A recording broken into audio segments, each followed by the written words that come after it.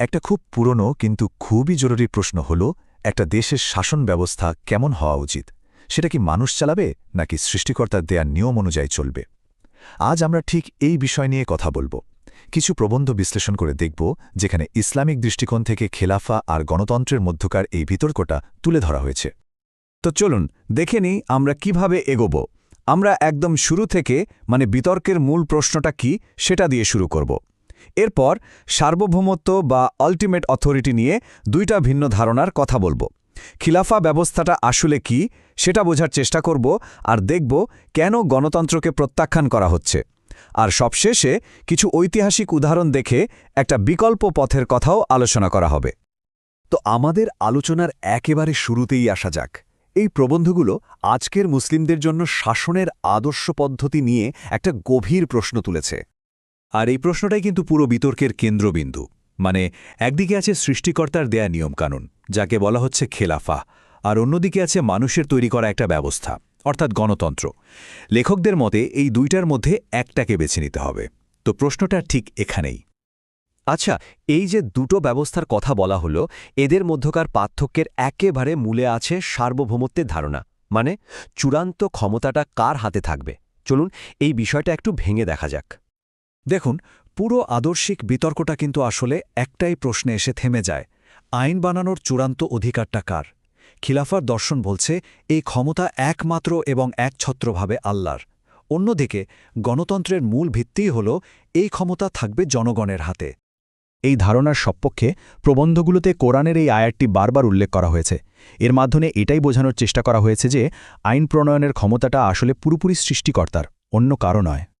শুধু তাই না, এই আয়াতটি দেখিয়ে লেখকরা আরও যুক্তি দেন যে সৃষ্টিকর্তার দেওয়া আইন বাদ দিয়ে অন্য কোনো আইন দিয়ে যদি শাসন করা হয় তবে সেটাকে অবিশ্বাস বা কুফুর হিসেবে গণ্য করা হয় তাদের দৃষ্টিকোণ থেকে।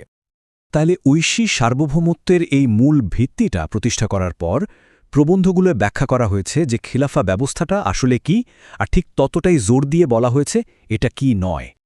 এই লেখাগুলো অনুযায়ী খিলাফা হল এমন একটা শাসন ব্যবস্থা যেখানে শাসকের মূল কাজ আইন তৈরি করা না, বরং আইনকে কার্যকর করা।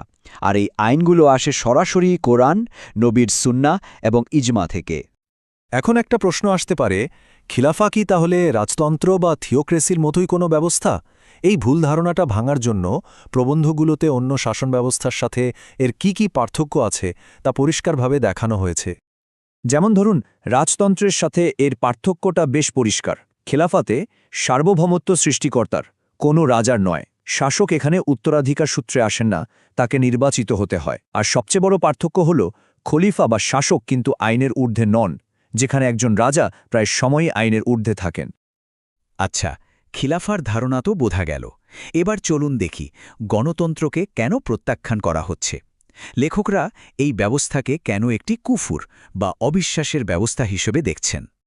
এই প্রবন্ধগুলোয় গণতন্ত্রের বিরুদ্ধে কয়েকটা মূল আপত্তির কথা বলা হয়েছে। যেমন, প্রথমত, এর ভিত্তি হল মানুষের তৈরি আইন, যা সৃষ্টিকর্তার আইন তৈরির অধিকারকে মানুষের হাতে তুলে দেয়। দ্বিতীয়ত, এর ধর্মনিরপেক্ষ চরিত্র, যা ধর্মকে রাষ্ট্র থেকে আলাদা করে ফেলে। তৃতীয়ত, জাতীয়তাবাদের ধারণা, যা মুসলিমদেরকে সীমান্তের ভিত্তিতে ভাগ করে ফেলে। আর সবশেষে এমন কিছু ব্যক্তিগত স্বাধীনতার ধারণা যা হয়তো ইসলামিক আইনের সাথে মেলে না। এখানে আর একটা খুব গুরুত্বপূর্ণ বিষয় তুলে ধরা হয়েছে। অনেকেই মনে করতে পারেন ইসলামের শুরা বা পরামর্শের ধারণাটা তো গণতন্ত্রের মতোই, কিন্তু লেখকরা বলছেন এই দুটো জিনিস একেবারেই আলাদা। এদের উদ্দেশ্য আর কর্তৃত্বের জায়গাটা সম্পূর্ণ ভিন্ন। তাত্ত্বিক আলোচনার পর প্রবন্ধগুলো এবার ইতিহাসের দিকে তাকিয়েছে।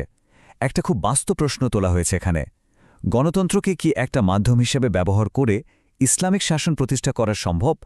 আর এই প্রশ্নের উত্তরে না বলার জন্য বেশ কিছু ঐতিহাসিক উদাহরণ বা কেস স্টাডি সামনে আনা হয়েছে। এই উদাহরণগুলো থেকে লেখকরা একটা নির্দিষ্ট প্যাটার্ন দেখানোর চেষ্টা করেছেন।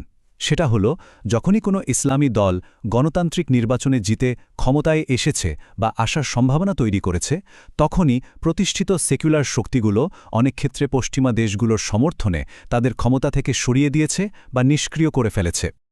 তো মূল কথাটা হলো, এই লেখাগুলোর মতে এই ঘটনাগুলো কোনো বিচ্ছিন্ন দুর্ঘটনা নয়, বরং এগুলোই প্রমাণ করে যে এই নির্দিষ্ট রাজনৈতিক লক্ষ্য অর্জনের জন্য গণতান্ত্রিক ব্যবস্থাটা আসলে একটা বন্ধ গলি বা ডেড এন্ড।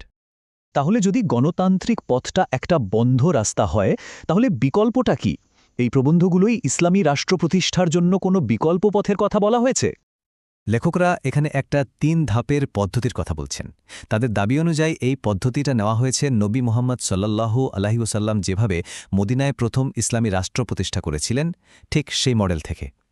এর প্রথম ধাপ হল বুদ্ধিবৃত্তিক সংগ্রাম বা দাওয়া, দ্বিতীয় ধাপে আছে জনমত গঠন এবং সবশেষে প্রভাবশালী মহলের সমর্থন বা নুসরা অর্জন। আর এই পদ্ধতির সপক্ষে প্রমাণ হিসেবে এই হাদিসটি উল্লেখ করা হয়, যেখানে বলা হয়েছে যে একটা সময় নবুয়তের পদ্ধতিতে খেলাফত আবার ফিরে আসবে।